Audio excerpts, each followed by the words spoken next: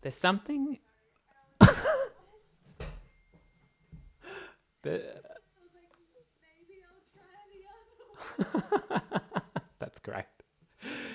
There is something weird that happens with Zoom that for some reason it shows my schedule at really weird times. So maybe that happened. Keep that in mind. All right, what do you want to talk about? What are we going to do today?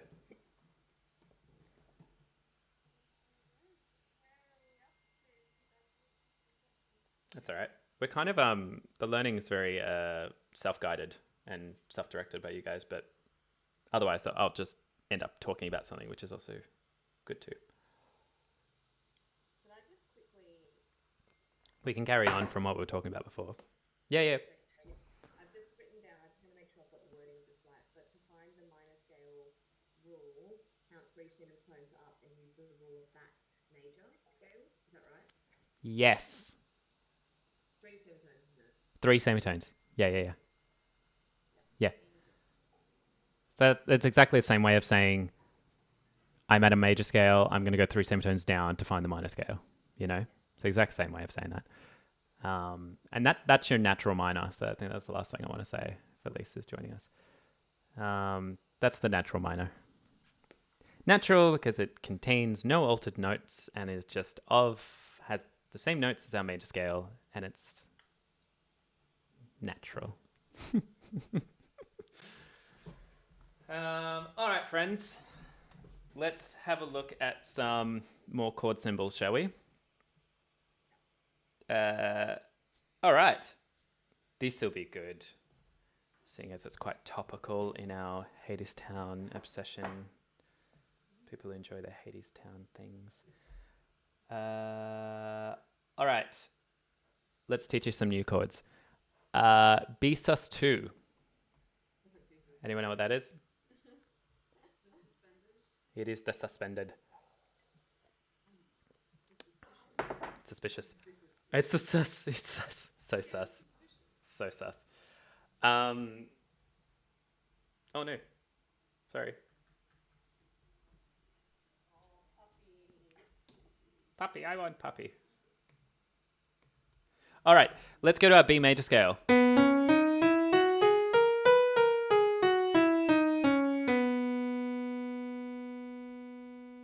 Did you get it, Beck? Did you get it? You playing it? Suggest familiarizing yourself with the B major scale if you haven't already. It's a good scale. It knows no bounds. It's having a great time and it's a nice sound. And from a pianist perspective, it's actually a really nice shape. Because that shape going into the sharp notes is actually quite... It follows the curvature of the fingers. And then going to the second half of the scale, that especially follows the curvature of the fingers. In fact, some say that C major is one of the most difficult scales to play because there is no sort of milestones or checkpoints. You don't have any black notes to kind of give you a reference. You just have the white notes. Whereas when you're playing a scale like B major, you've got these little checkpoints to kind of make sure the fingering is okay. Okay. So, B sus2. So, B major, great. 2 is referring to the scale degree. And what is the scale degree of B major? Well, sorry, what is the second scale degree of B major? Yeah. In the world of B major, we'll refer to it as the C sharp. But yeah, correct. So when I'm playing a B sus2, when I'm playing any suspended chord, it's actually telling me to move the third in one direction. Okay, so it's actually telling me, it says the third is the D sharp. It's telling me to suspend the sound of that B major chord. So it's actually telling me to play a neighboring tone before I move to that B major. It kind of prolongs the sound a little bit. So B sus2 means to actually play the second scale degree instead of the third scale degree. So here's my B major, B sus2. That's my B sus2. Any questions? B sus2, just normal B major. There's a sus2 and there's a sus4. Okay, so if I suspend and go to the 4th, I'm playing scale degree 4. How are we doing that with that information? So it's instead of. Instead of the 3rd. Yeah. It creates almost like a floating sound. And I want to hear.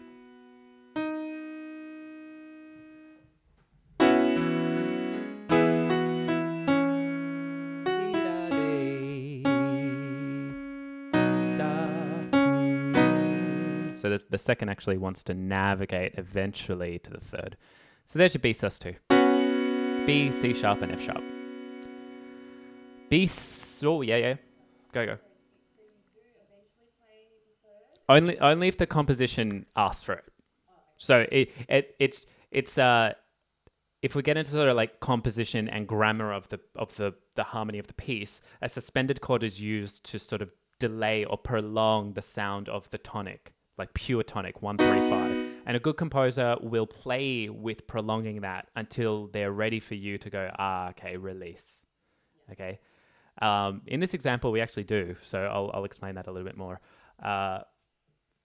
We'll talk about it just as individual chords first. So a B6, those playing at home, what is scale degree 6 of B major? So I'll play all the notes. Say that one more time. 1 off. G sharp. Yeah. But the A sharp is scale degree 7. It's good, close. So 1, 2, 3, 4, 5, 6. That's my major 6 and scale degree 6. When we see a chord symbol with just the letter and the number 6, we play the chord as pure B major and we add the 6. So I play a B major and I add the 6. So I keep all of that in there. No flattening, just use the major component of the 6. But correct, when you're looking at the B7, you do flatten the 7th. That only happens with the 7th. Correct. It's just as is. Yep. It's kind of a bit silly, isn't it?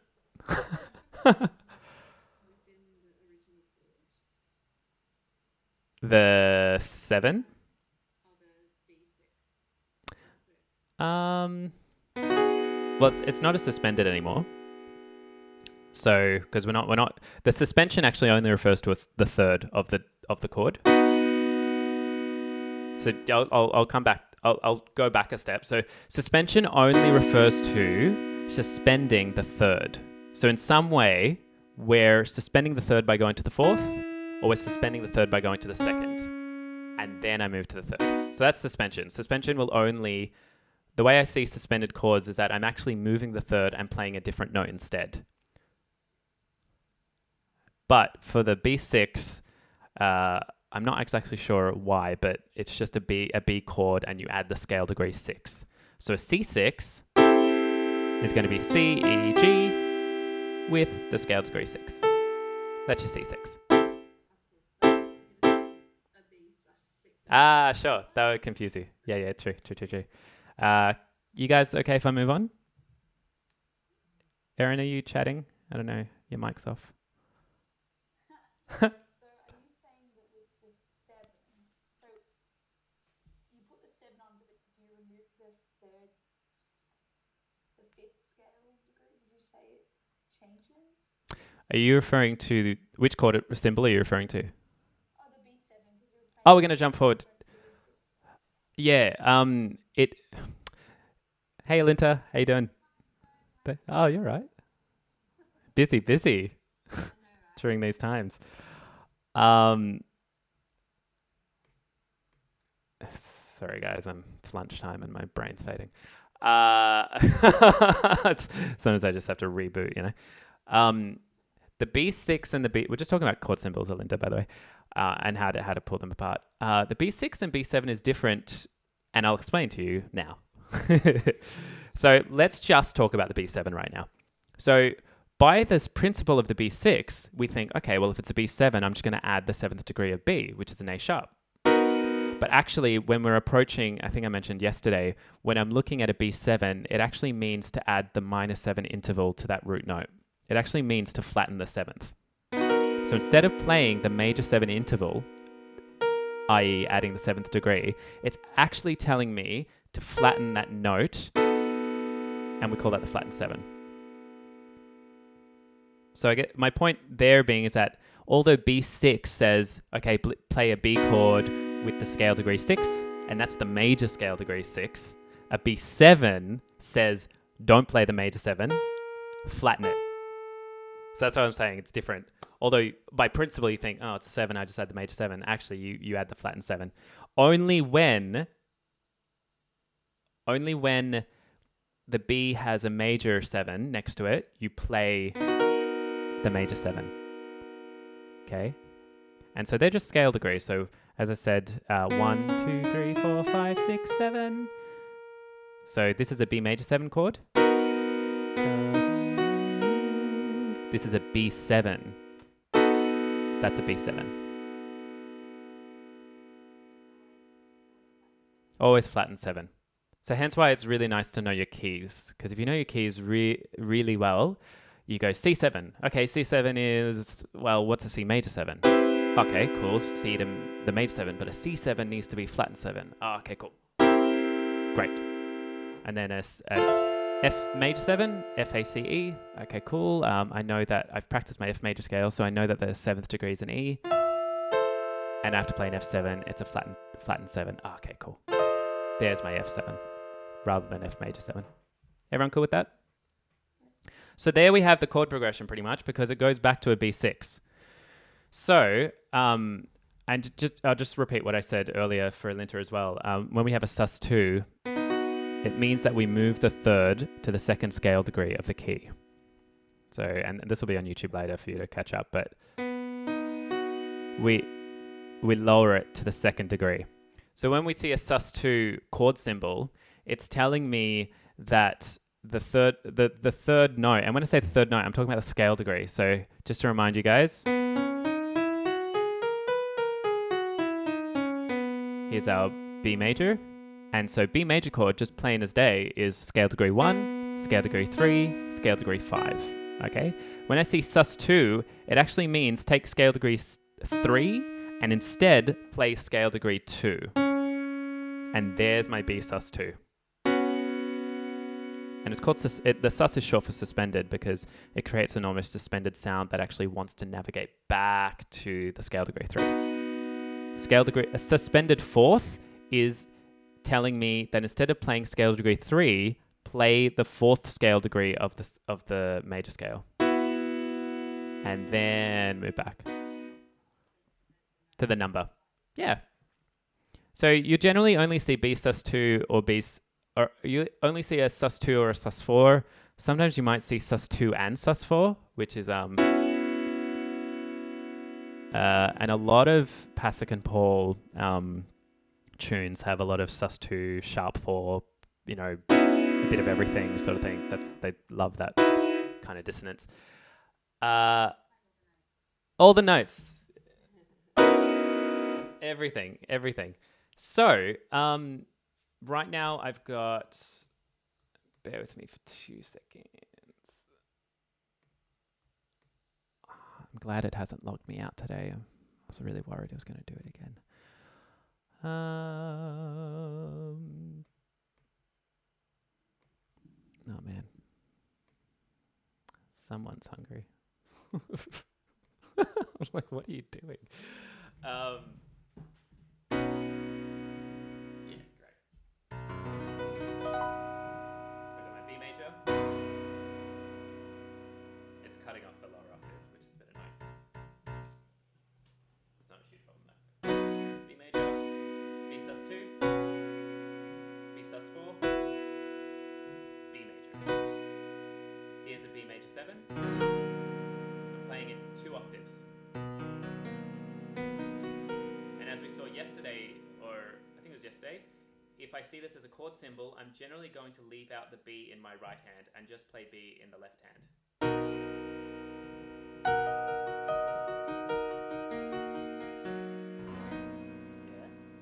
Yeah. I look at a piece of music like this, I see B sus2, B6, B7, B6. So B sus2, B6, B7, B6. Then it goes again, B sus2, B6. That movement between B2 and B6 is quite a large movement. You have to practice that. And I'm further informed by the actual notation here. This is akin to a lead sheet. It actually doesn't show any left hand. It's just showing you a bit of an indication of what the song should go like. So when I start reading the notes, I go, okay, B sus2. Notice how it's inverted now. It's not in root position. It's not in that position anymore. Instead, we've taken the C sharp and we've moved it up an octave. And we've taken the low B and moved it up the octave. There's my B sus. And then 6.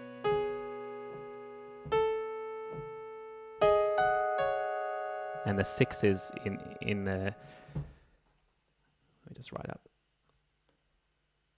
Here is my 6th note, and here's my 6th note. Here's the flattened 7th note. And here's the sus2 note. So it's just really, when we have chord symbols, it's just trying to indicate in the best way possible how does the harmony move.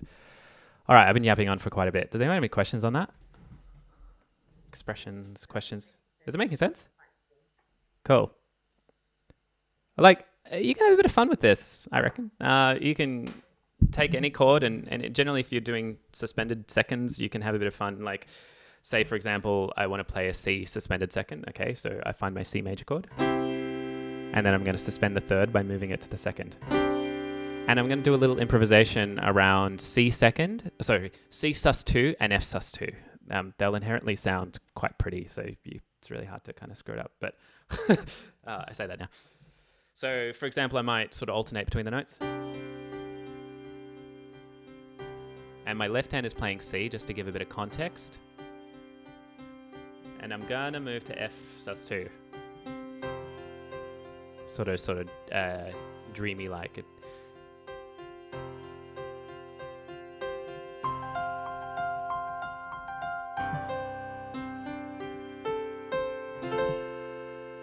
That's F over C, G over C, and then C. But maybe I won't go straight to C.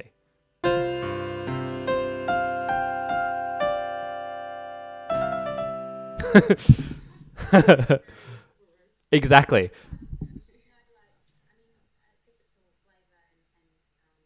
Yes.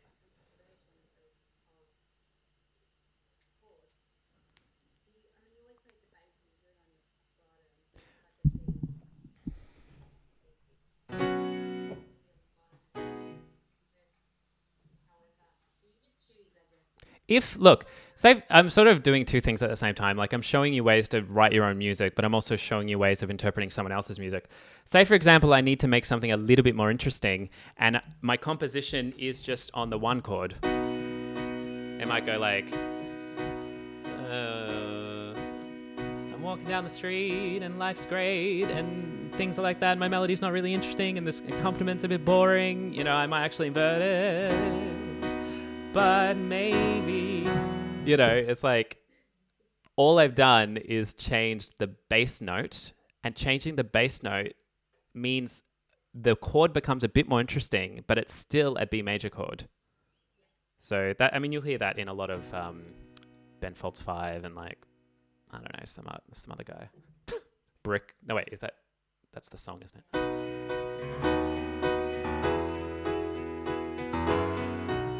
Or a bit of Motown. No, that's more like 50s kind of thing.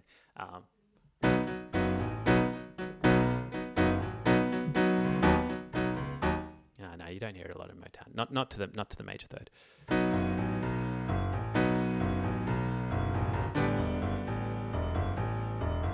Anyway, I'm getting a bit sidetracked. So there's lots of different ways of spelling out the chords, and if I'm improvising, I'm going to alter the bass note. Now, what I did earlier, I played the C major. No, I played C, and then I went to F, I went to G, And then I went to F over C. Now, I know from experience that an F over C, which is just the second inversion of F major, actually sounds similar to the C major, but it's just slightly more prolonged. Like you can hear that tension.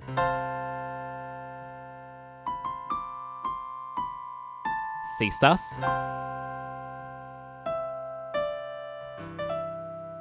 So it's just a choice I made to kind of just extend the tonic.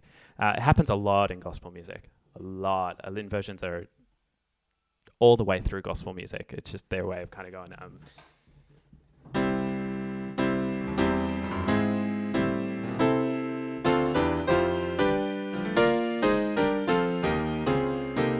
you know, okay, I'm showing off now. What time is it? Another 5 minutes. Cool. Feel free to shout out any questions, but I might just look at some more music. Ironic. Yeah. Here's a tune. All right. F major 7. Firstly, what key are we in? Say again? I was going to say C because there's no key signature. You're correct. We are in C major, although the song starts on the 4 chord. F major is the 4 chord of C major. So already the composer, Ms. Morissette, has made the song interesting by not just starting on the 1 chord. I'm not really interested in that. She's made it a bit more vibrant. F major 7. Okay, how am I going to work that out? What's my first port of call?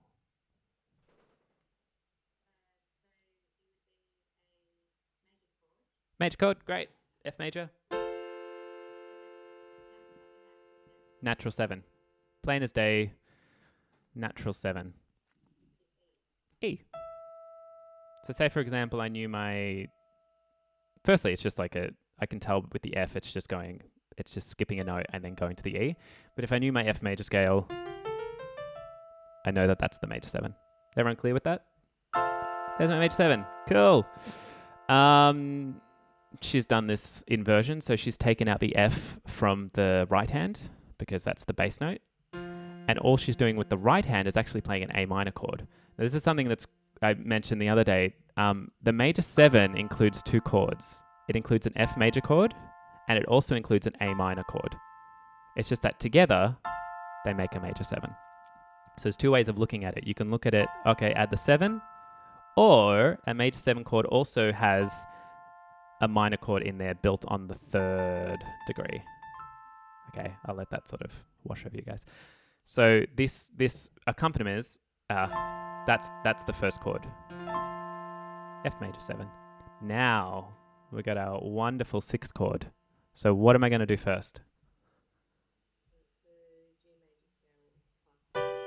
Yeah, what's the 6th of G major?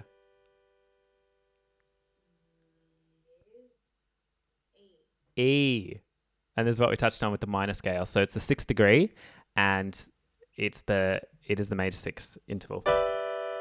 Awesome. There's my G6. So if all else fails and you're like, I don't know what these notes are saying, you can definitely go.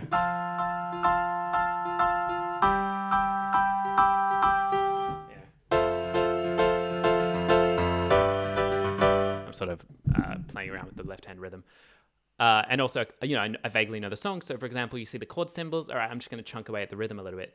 Now, you start to read the notes and you're like, ooh, that F major 7 is a bit different the way it's shaped. So I will at least play the shape of that, which is a E, which is the major 7. The E is the 7th scale degree of F major, okay? The A is the 3rd scale degree, and the C is the 5th scale degree. And then what do I have here? It's an interesting take on the G6. So the D is the 5th scale degree, the G is the 1 scale degree, the E is the 6. So actually she's completely gotten rid of the 3rd scale degree of G major chord. Now if you put that in, it's totally fine. It doesn't sound very different. The B's in there, now I'll take away the B. It's not super different. It's just a different. Cool. Yeah, great. Let's jump forward. So it's great. I don't know where I'm at half the time either. What is he saying? So G over B, we're happy with that. That's an inversion. That's G in first inversion. C add 2 is exactly what it says. So I'm going to play a C major chord, and I'm going to add 2. Bam. So already I can go plus the second scale degree of the C major scale. So it goes